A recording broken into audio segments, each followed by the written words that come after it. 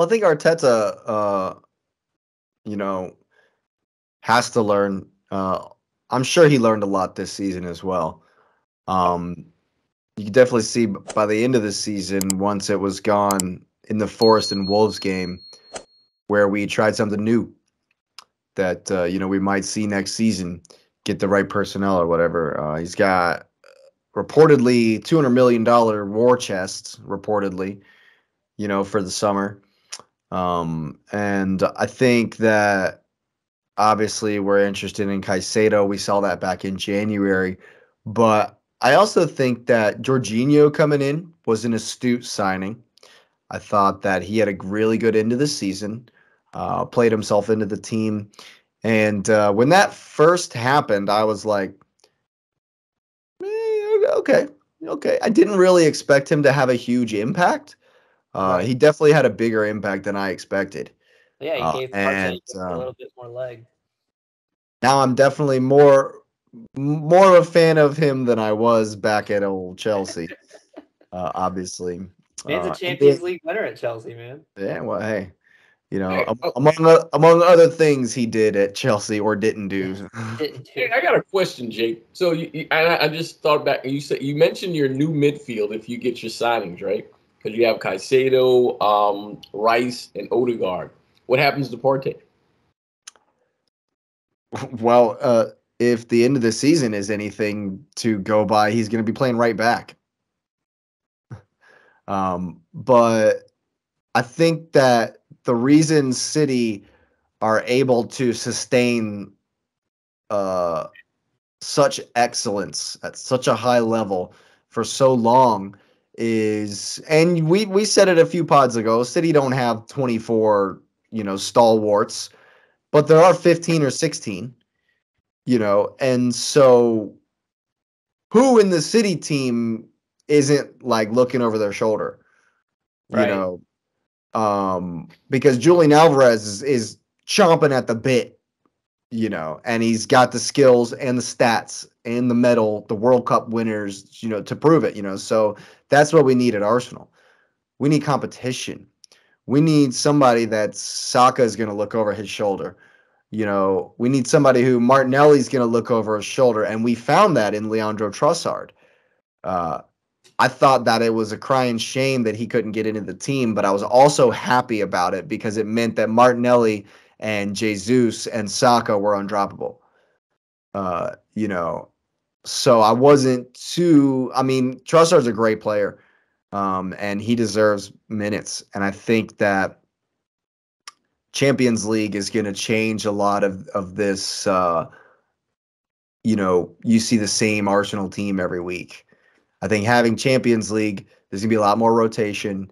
And so to answer your question, I think it's gonna be split time. I think, we'll see Partey some of the games. He'll start the season.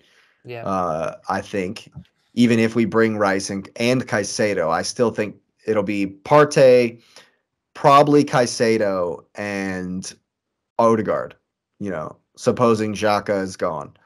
So you think Rice doesn't start right away if he gets into the team? Well, Rice is a 6. At Arsenal, Rice will be a 6. Caicedo will be farther forward. He's more of an 8, just based on what I've seen. So you playing 4 in the midfield? Well, doesn't City play 4 in the midfield? Johnny Stones. No, come on.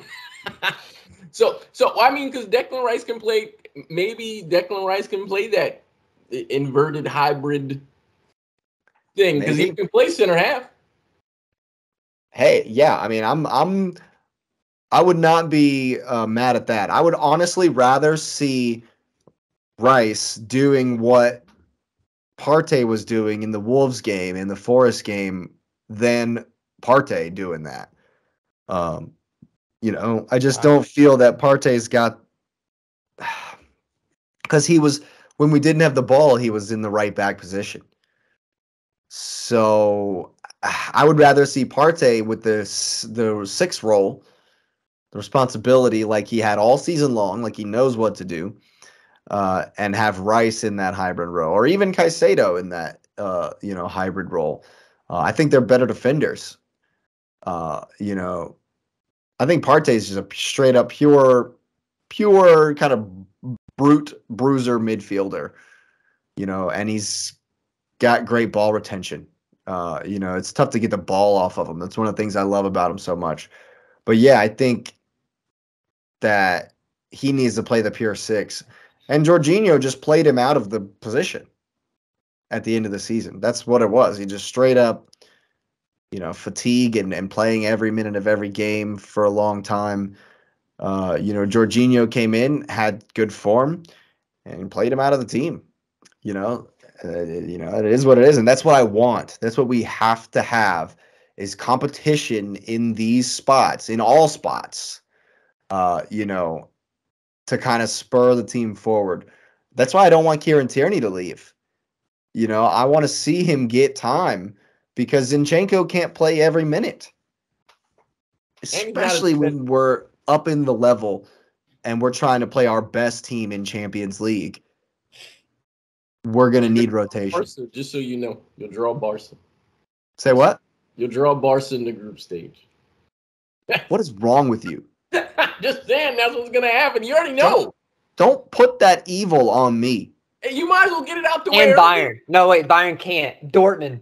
If we get into the group, if we end up in the group of death, It's Dortmund, Bayern. It's Dortmund, Barca, and Arsenal. Yeah, Arsenal, Barca, AC Milan, Dortmund. AC Milan, Dortmund. Our first season back after 5-6 seasons, however 7 years, however long. And they give Newcastle like Leipzig and Porto and it's Benfica, Leipzig, and Maccabi Haifa. Maccabi Haifa, yeah. Oh my God, man! I'll be so upset. And we're calling it here too, 2 months in advance. Yeah, we're calling. Oh, they're getting Barcelona, man. You know why? Oh yeah, I don't like why. I don't like. I'm going to tell you why. But I'm going to tell you why. Because when Messi goes back to Barcelona, they got to make it something. But it's not the same Messi, so you can feel something. Yeah, but Messi haunted my Champions League dreams for years. He haunted everyone's Champions League dreams. What are you talking about? Come on, man. Yeah, I'm not a fan of Messi just dumping on Arsenal. After one more question. So you said competition. So as far as striker, who's the competition for Jesus at the 9? I mean, or do you bring someone in? I think they might be looking to bring someone in, like a Vlahovic, because there's no real pure number 9 besides him. And you need a pure one because you had a bunch of guys slotting in there, and that doesn't work. Right. Trossard can do the false 9 kind of, but he's not a target man. He's not, the guy that's running down the ball into the corner flag. And Jesus really, he's not a pure. He's not. He's a wing. He's actually a wing either. He's not. Of course. Oh God, get out of here. Burnley want to sign him back. Burnley want to bring him back. That's probably the best thing he can do.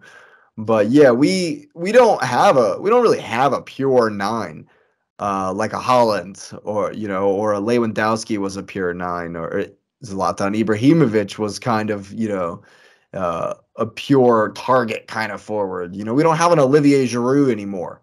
Right. So they might try to bring in a 9, but that's not the way we play. We never really targeted Jesus to try to win a knockdown second ball and have him spin off like Haaland does. We never really tried to do that.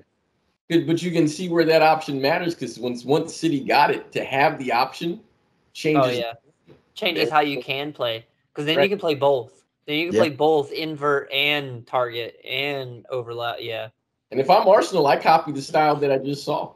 I go get me a big guy who can hold the ball up. I mean, that's how we've won the league for years. That's the Roman era of Chelsea. That's all we did. As soon as we lost Drogba, we replaced it with Diego. In the intermittent periods, that's when we don't win stuff. That's exactly how we've played for years. Yeah. Well, at the end of the day, I'm with it. I agree with you 100%. Patrick, anything on Arsenal season as a whole? Yeah, I think we were talking about the cups and all that. I think part of that is a lack of depth. We saw there at the end, y'all kind of ran out of gas anyways in league. So it'll be interesting to see what you do to strengthen. I think that this was a learning season for the squad in general. We've talked about it in previous podcasts about maturing and learning how to win and just that attitude.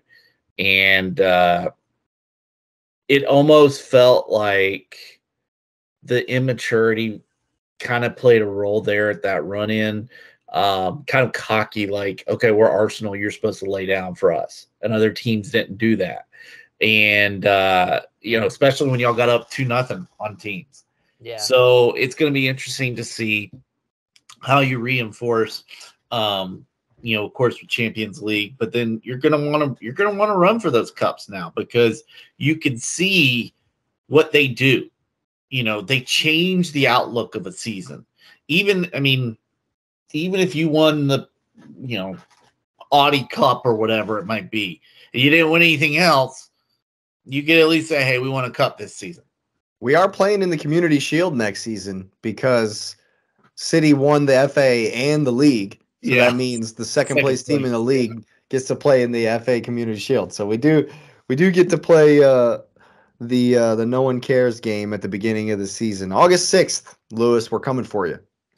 We're coming for you, August 6th. But yeah. I think there's a lot to take from this season, mainly positive. I do think there are a little bit of negative things. There's some things that you want to see not only the squad grow with, but Arteta. You want to see how he grows as a manager. You've seen what he can do when it's all working. But there's going to be a blueprint out there now. Teams are going to be focused because, let's be honest, catching City is going to be difficult. But Arsenal hasn't gone to that level yet to where teams are like, they're the big, bad, monster in the closet. So it's going to be interesting to see how does Arteta adapt. Like you said, at the end of the year, we started seeing this whole Partey playing right back, overload on one side. Does that something that he continues with as an option when maybe you face a low block or is it that he's going to still kind of stick with what was working? Because that's where he'll also show what his mettle is as a manager. And I'm just interested to see how Arsenal build upon this. Like you said last summer, y'all did your signings early and you had an amazing summer. You went and you dominated. And I was listening to an interview with somebody from Chelsea, and they were talking about how one of the reasons why things started so poorly is we didn't get our signings in early enough. And they pointed to directly that matchup against Arsenal. They're like, you saw what happened. Arsenal was set. They were. Oh, yep. They knew they were a machine. They were finely tuned machine, and Chelsea was just parts. And it ended up staying parts. But my point being is get your business done early, which it sounds like whatever happens tomorrow is going to lead to Rice probably being signed within the next week. You're going to be in a battle for Caicedo. But I am interested to see, what do you do to provide relief for Saka? Because my man got ran ragged this year. Well, that's what Trossard can do. If they stay healthy, Trossard can be those legs for Saka and Martinelli. Well, Trossard for Martinelli, yeah, but Trossard doesn't play on the right. Yeah, that's true. So what do you do to be able to? I don't. That's another discussion for another day. But what do you do to give him some rest so that he doesn't get run ragged? And of course, we had a World Cup, so that kind of plays a role in there too. But you're gonna have that match congestion anyways when you go into Champions League. So what do you do to reinforce in those specific areas? I think that's the most important area, is how you're not going to find another Saka, but how do you avoid that drop off from him? Because he was huge for y'all this year. I think he was second most important player for y'all outside of Odegaard. You have to find somebody to back up Odegaard instead of Fabio Vieira. And the one thing about English clubs that I just absolutely love, sarcasm's really dripping there, is they want to keep an academy player as that second guy. And sometimes that academy player has no business being on the pitch. And Fabio Vieira is that guy. But he may be a blind spot too, because it's like, well, we've seen this in practice. We know what he can do. He's just got to go and do it. So there's a lot of positive to take from this season. And if I was an Arsenal fan, I would be excited about next season, especially with Champions League coming back to the Emirates, but also knowing that you've seen the signs of the growth of a team over the last 18 months specifically, and you're going to see other signs, and it's that next step. Are you going to take that next step? And that's where we learned all about Arteta at that point too. You know what? I just looked at Arsenal's schedule, and I didn't know this was their preseason schedule, which I don't know if it's only the 4 games or not. They have the MLS All-Stars. We got that. Then they play Man United. Then they play Barcelona, which I didn't know, which makes my joke funnier. And then they play City. That's a pretty significant preseason schedule. That's a nice preseason. They're all within the span of like 4 days each. Just 3-4 days, and then they play. Oh, really? Well, yeah. Well, the MLS All-Star game is July 19th.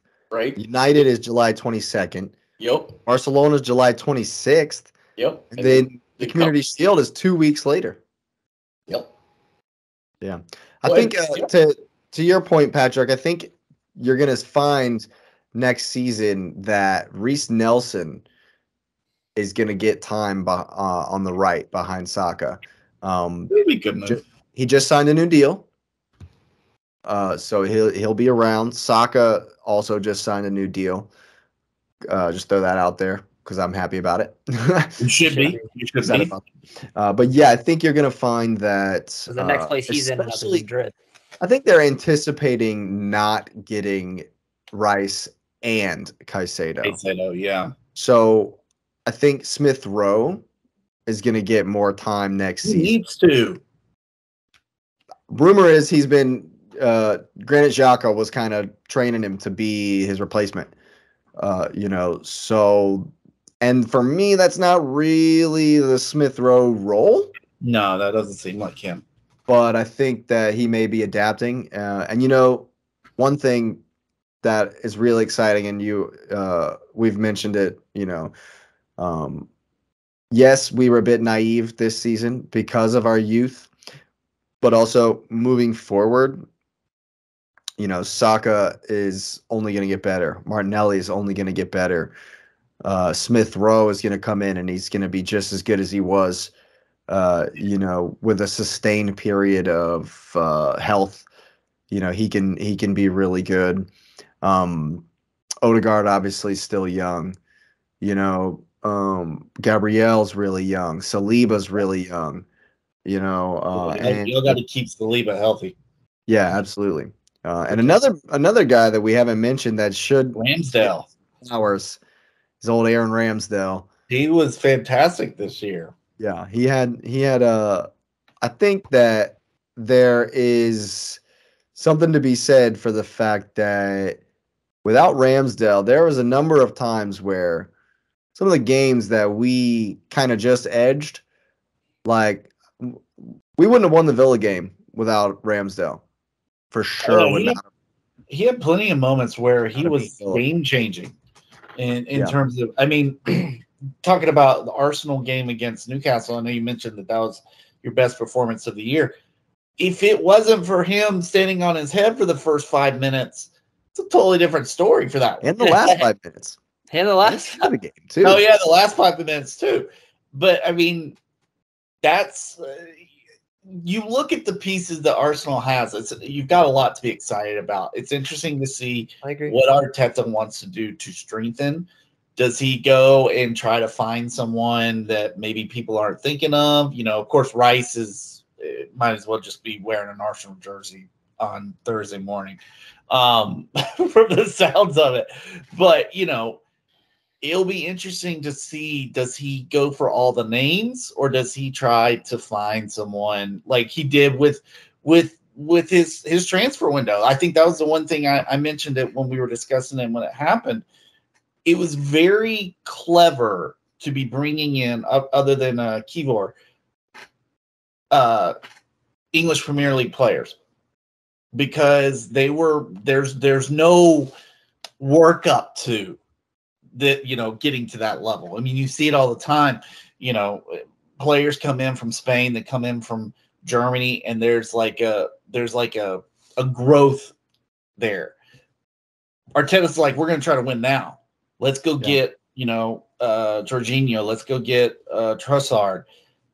Does he do that again and try to, pull someone that maybe nobody's really discussing? Lavia is one that's interesting, from Southampton. That name's popped up for both Chelsea and Arsenal, in the Caicedo race as well. Yeah, definitely going to be an interesting summer. I'm certainly excited about it. A quick point is, you said something about Saliba, which I think is a huge deal. And a criticism that City faces, Chelsea probably gets it, is wages and the wage bill and all that. There's no way Arsenal can expect their wage bill not to balloon, skyrocket, 2 seasons. There's you got too many. All of them are young players on young contracts.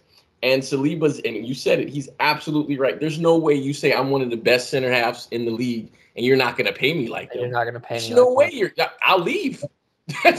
I'll leave. You can have the money and not pay somebody else. The moment he puts in a transfer request, he'll have 15 clubs ready to pay. Yeah. He'll be at Barca, Madrid. Oh, yeah. PSG. Barca, Madrid, PSG, but PSG has They'll be coming for him. Actually, he'd be a perfect replacement. If PSG, if he didn't just re-sign, or Saliba is in contract trouble, he's the perfect replacement for Sergio Ramos to play next to Kimpembe. Well, he's got a contract. He's not out of contract. So he's there for a couple of years still, but we want a longer term deal to keep him around, and he wants lots of money for it he should. You're trying to get that 8-year deal, aren't you? Yeah, he deserves it. Give him his money, I say. But no, I mean, if you look at the splits with him playing and without him playing, he deserves every penny that he's asking for. I 100% attribute the downfall of their first place trophy to Saliba not being able to play center back. The goals that you leak late in those games where you turn 3 points into 1, those are the games, some of those games, Saliba, that stout defense, that center back that knows what he's doing, that center back that knows how to fill a position, or his presence alone, I don't see those games ending tied. I definitely think the game at the Etihad goes differently.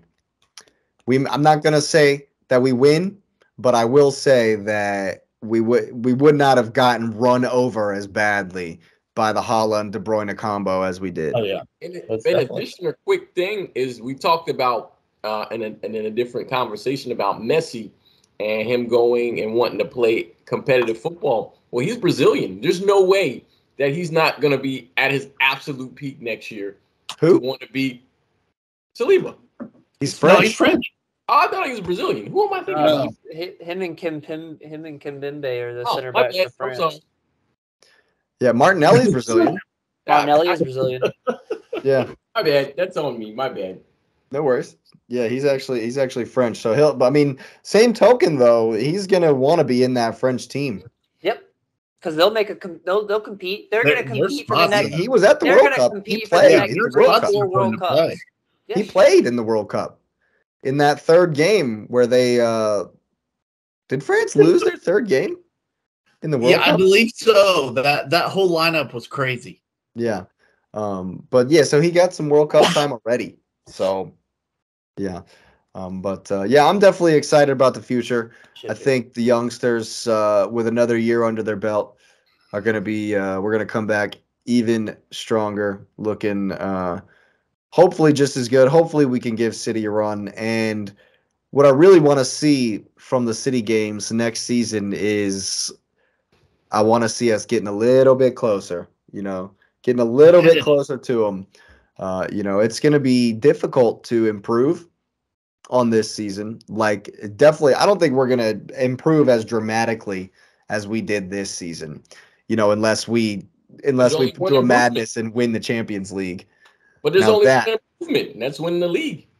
I mean, if we, I'm getting ahead of myself. I'm getting a little bit ahead of myself. You should feel good. And this is where, the conversations that Arsenal fans should feel good about this season. They absolutely should. Absolutely. Yeah, I do. It's disappointing in the end, but overall, like I say, I'm very, very happy with the season. Very happy for what it means going forward as well. There were a ton of great moments this season that I've really enjoyed. I really enjoyed being able to, every single game, almost, I was expecting to win. That's not something I've been able to say in a long time. Yeah. And so even going into even going into the Newcastle game at St. James's, I was worried, but I was like, we got it. I wasn't afraid of anybody coming to the Emirates, bar City. I thought this was the first season that I'm like, okay, we can go to Anfield. Yeah, sure we can. No, there's no way I would have said that, 3-4 seasons past, So massive improvements this season. Like you say, Liz, I'm really excited, really happy about this season for sure. I think they've learned. I think we're going to be even better next season, and I'm super pumped, super excited about it. And if you are as happy with the Arsenal season as I am, go ahead and hit the like button, subscribe to the channel, and get that notification bell on. We'll definitely be back real soon.